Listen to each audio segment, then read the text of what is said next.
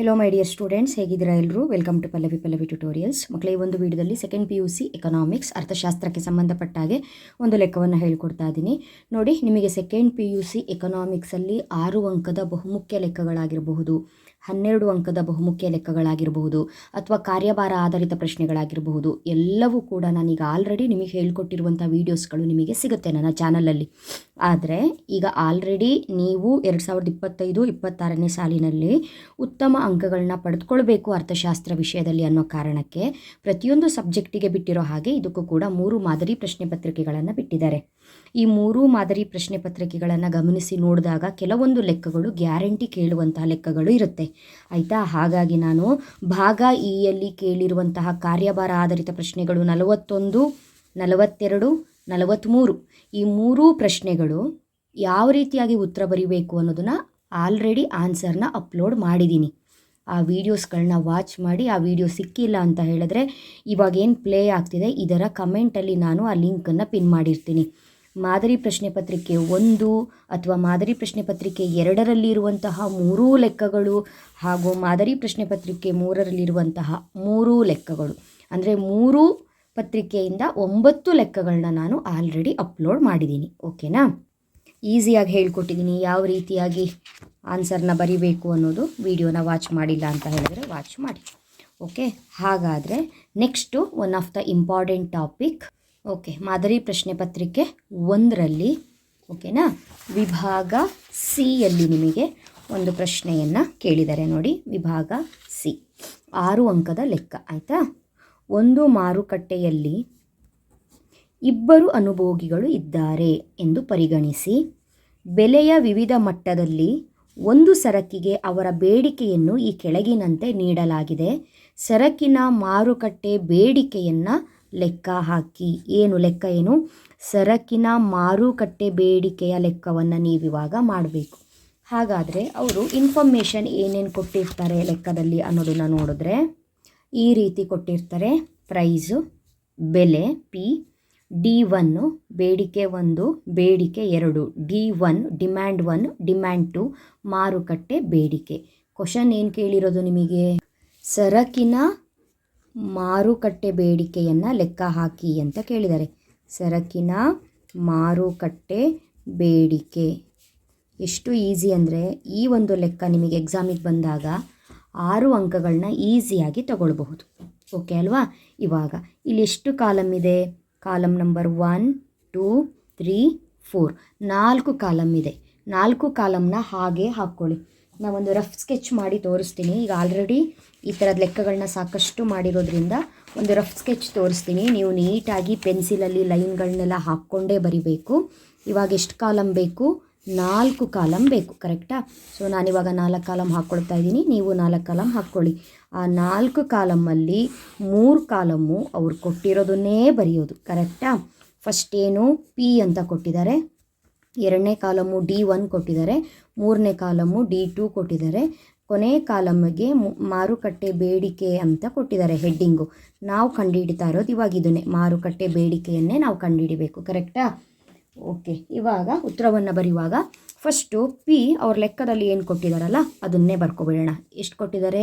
1ರಿಂದ 8ರವರೆಗೂ ಕೊಟ್ಟಿದ್ದಾರೆ, ಕರೆಕ್ಟಾ? ನಾನು ಬರ್ಕೊಳ್ತೀನಿ. 1, 2, 3, 4, 5, 6, 7, 8 ಸರಿ ಅಲ್ವಾ? ಪೆನ್ಸಿಲಲ್ಲೇ ಲೈನ್ ಹಾಕಬೇಕು ಮಕ್ಕಳೇ, ಆದಷ್ಟು ನೀಟ್ನೆಸ್ ಮೇಂಟೈನ್ ಮಾಡಿ. ಓಕೆ, ನೆಕ್ಸ್ಟು D1 ಕೊಟ್ಟಿದ್ದಾರೆ. D1 ಇಲ್ಲಿ ಎಷ್ಟಿದೆಯೋ ಅಷ್ಟೇ ತಗೊಳ್ತಾ ಇದ್ದೀನಿ. ನೋಡಿ, ಇಲ್ಲಿದೆ D1 ಇಳಿಕೆ ಕ್ರಮದಲ್ಲಿ ಕೊಟ್ಟಿದ್ದಾರೆ, ಹಾಗೆ ಬರ್ಕೊಳ್ತಾ ಇದ್ದೀನಿ. 10, 9, 8, 7, 6, 5, 4, 3 ಕರೆಕ್ಟಾ? ನೆಕ್ಸ್ಟು D2 ಎಷ್ಟು ಕೊಟ್ಟಿದ್ದಾರೆ? ಇಲ್ಲಿದೆ D2 ಕಾಣಿಸ್ತಾ ಇದೆಯಲ್ಲ ಲೆಕ್ಕದಲ್ಲಿ. ನೋಡಿ, ಕಾಲಮ್ ಅವ್ರು ಏನು ಕೊಟ್ಟಿದ್ದಾರೋ ಅದನ್ನೇ ಬರೀತಿದ್ದೀನಿ. ನಾನು ಇನ್ನೂ ಲೆಕ್ಕ ಸ್ಟಾರ್ಟೇ ಮಾಡಿಲ್ಲ, ಆದರೂ ಕೂಡ 3 ಕಾಲಮ್ ಫಿಲಪ್ ಆಯಿತು ಅಲ್ವಾ? ಸೊ ಸ್ವಲ್ಪ ತಲೆ ಓಡಿಸ್ಬೇಕು. ಎಕನಾಮಿಕ್ಸಲ್ಲಿ ಕೆಲವೊಂದು ಲೆಕ್ಕಗಳು ಕಷ್ಟ ಅಂತ ಬಿಟ್ಟಿರ್ತೀರಿ, ನೋಡಿದ್ರೆ ಅದೇ ಲೆಕ್ಕಗಳೇ ಈಸಿ ಇರುತ್ತೆ. ಓಕೆ, D2 ಬರ್ದಾಯ್ತಲ್ಲ, ಮುಗೀತು. ಇವಾಗ ಮಾರುಕಟ್ಟೆ ಬೇಡಿಕೆಯನ್ನು ಕಂಡುಹಿಡಿಬೇಕು. ಮಾರುಕಟ್ಟೆ ಬೇಡಿಕೆ ಅಂದರೆ ಏನು? D ಕರೆಕ್ಟ್ ಅಲ್ವಾ? ಮಾರುಕಟ್ಟೆ ಅಂತ ಹೇಳಿದ್ರೆ ಬೇಡಿಕೆ ಅಂತ ಹೇಳಿದ್ರೆ D, ಮಾರುಕಟ್ಟೆ ಅಂತ ಹೇಳಿದ್ರೆ D ಎಮ್. ಕರೆಕ್ಟಾ?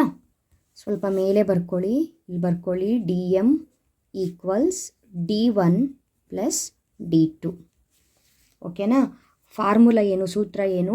D M equals D1 plus D2. ಇವಾಗ ನೀವೇನು ಮಾಡಬೇಕು, D1 ಮತ್ತು D2ನ ಪ್ಲಸ್ ಮಾಡಿದರೆ ನಿಮಗೇನು ಸಿಗುತ್ತೆ? DM ಸಿಗುತ್ತೆ.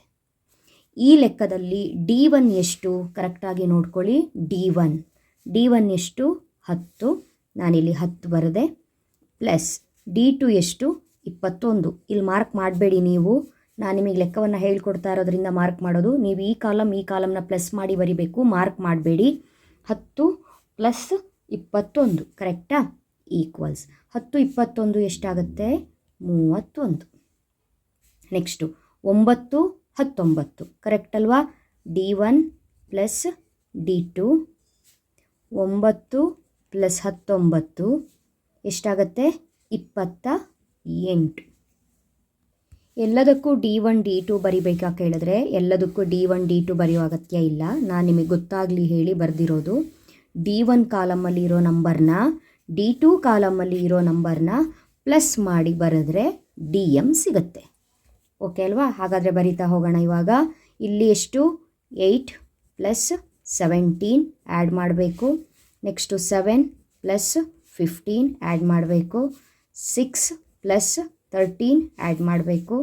5 ಪ್ಲಸ್ 11 ಆ್ಯಡ್ ಮಾಡಬೇಕು. 4 ಪ್ಲಸ್ 9 ಆ್ಯಡ್ ಮಾಡಬೇಕು. 3 ಪ್ಲಸ್ 7 ಆ್ಯಡ್ ಮಾಡಬೇಕು. ಇವಾಗ ಏನು ಮಾಡೋಣ ಅಂತ ಹೇಳಿದ್ರೆ, ಕ್ವಶನ್ ಪೇಪರ್ ಒಂದು ಸಲ ನೋಡಿ. ಇಲ್ಲೇ ಇದೆ ಆನ್ಸರು. ಕ್ವಶನ್ ಪೇಪರ್ ಮಾರುಕಟ್ಟೆ ಬೇಡಿಕೆ ಫಾರ್ಮುಲಾ ಏನು? DM equals D1 plus D2 ಕರೆಕ್ಟಾ? ಇವಾಗ ಇದು D1 ಅಲ್ವಾ? 10 plus 21, 9 plus 19, 8 plus 17, 7 plus 15, 6 plus 13, 5 plus 11, 4 plus 9, 3 plus 7. ಇದಿಷ್ಟನ್ನು ಕೂಡಿಸಿ ಬರೆದ್ರೆ ಆಯಿತು. ಬರಿತಾ ಇದ್ದೀನಿ. 10 21 31, 19 9 28, 17 8 25, 15 7 22, 13 6 19, 11 5 16, 9 4 13, 7 3 10. ಆಯಿತು. ಇಷ್ಟು ಬರೆದ್ರೆ ನಿಮಗೆ ಟೋಟಲ್ 6 ಮಾರ್ಕ್ಸು ಈಸಿಯಾಗಿ ಸಿಗತ್ತೆ. ಗ್ಯಾರಂಟಿ ಸಿಗುತ್ತೆ 6 ಮಾರ್ಕ್ಸ್. ಇಷ್ಟೇ. ಕಾಲಮ್ ಹಾಕಬೇಕಾದ್ರೆ ಅವ್ರು ಏನು ಕೊಟ್ಟಿದ್ದಾರೆ ಅಷ್ಟು ಕಾಲಮ್ನ ಹಾಕ್ಕೊಳ್ಳಿ, ಬರೀರಿ. ಇಲ್ಲಿ ಮಾರುಕಟ್ಟೆ ಬೇಡಿಕೆನ ಸ್ವಲ್ಪ ಜಾಗ ದೊಡ್ಡದಾಗಿ ಹಾಕ್ಕೊಳ್ಳಿ ಕಾಲಮು. ಈ ಸೂತ್ರ ಒಂದು ಬರೀಲೇಬೇಕು. DM equals D1 plus D2 ಅಂತ ಹೇಳ್ಕೊಂಡು ಬರೆದ್ರೆ ಆಯಿತು. ಸೊ ಇದಿಷ್ಟೇ. ಇಷ್ಟು ಬರೆದ್ರೆ ನಿಮಗೆ 6 ಅಂಕಗಳು ಸಿಗುತ್ತೆ. ನೆಕ್ಸ್ಟು ನಿಮಗೆ ಎಕನಾಮಿಕ್ಸಲ್ಲಿ ಇಲ್ಲಿ 3 ಮಾಡೆಲ್ ಕ್ವಶನ್ ಪೇಪರ್ ಏನು ಬಿಟ್ಟಿದ್ದಾರೆ, ಇದರಲ್ಲಿ ಯಾವ್ಯಾವ ಲೆಕ್ಕಗಳನ್ನ ಕೇಳಿದಾರೋ ಅದೆಲ್ಲ ಲೆಕ್ಕಗಳನ್ನು ಹೇಳ್ಕೊಡ್ತಾ ಹೋಗ್ತೀನಿ. ಒಂದೊಂದೇ ಲೆಕ್ಕಗಳನ್ನ ಕಲಿತಾ ಹೋಗಿ. ಈಗ ಆಲ್ರೆಡಿ ಹೇಳ್ಕೊಟ್ಟಿರುವಂತಹ ಲೆಕ್ಕಗಳ ಲಿಂಕು ನಿಮಗೆ ಕಮೆಂಟಲ್ಲಿ ಸಿಗುತ್ತೆ. ಸೊ ಯಾರ್ಯಾರು ಚಾನಲ್ಗೆ ಸಬ್ಸ್ಕ್ರೈಬ್ ಆಗಿಲ್ಲ ಆಗಲೇ ಸಬ್ಸ್ಕ್ರೈಬ್ ಆಗಿ ಆಲ್ ಬಟನ್ನ ಕ್ಲಿಕ್ ಮಾಡ್ಕೊಳ್ಳಿ. ವೀಡಿಯೋಸ್ಗಳು ಬಂದ ತಕ್ಷಣ ನೋಟಿಫಿಕೇಷನ್ ಬರುತ್ತೆ ಮಕ್ಕಳೇ. ಓಕೆನಾ? ಲೆಕ್ಕನ ಕಾಮಾಗಿ ಕಲೀರಿ. ಕರೆಕ್ಟಾಗಿ ಕುತ್ಕೊಂಡು ಯೋಚನೆ ಮಾಡಿ ಯಾವ ರೀತಿ ಮಾಡಬೇಕು ಅನ್ನೋದನ್ನು ಕಲ್ತ್ಕೊಳ್ಳಿ. ಒಂದು ಸಲ ಕಲ್ತ್ರೆ ನಿಮಗೆ ಮರ್ತು ಕೂಡ ಹೋಗಲ್ಲ. ಎಕನಾಮಿಕ್ಸಲ್ಲಿ ಒಳ್ಳೆ ಸ್ಕೋರ್ ಮಾಡಬೇಕು ಅಂತ ಹೇಳಿದ್ರೆ ಥಿಯರಿನೂ ಓದ್ಕೊಂಡು ಹೋಗಬೇಕು. ಸೊ ಎಕ್ಸಾಮ್ ಹಿಂದಿನ ದಿನ ಥಿಯರಿ ಓದೋ ಟೈಮಲ್ಲಿ ನಿಮಗೆ ಪ್ರಾಬ್ಲಮ್ ಮಾಡ್ಕೊಳ್ಳೋಕ್ಕೆ ಟೈಮ್ ಸಾಕಾಗಲ್ಲ. ಇವಾಗಲೇ ನೀವು ಕಲ್ತ್ಕೊಬಿಟ್ರೆ ಎಕ್ಸಾಮಲ್ಲಿ ಈಸಿ ಆಗುತ್ತೆ. ಓಕೆ ಅಲ್ವಾ? ನೆಕ್ಸ್ಟ್ ವೀಡಿಯೋದಲ್ಲಿ ಮತ್ತೆ ಸಿಗ್ತೀನಿ. ಅಲ್ಲಿವರೆಗೂ ಚೆನ್ನಾಗಿ ಓದ್ಕೊಳ್ಳಿ. Thank you. All the best.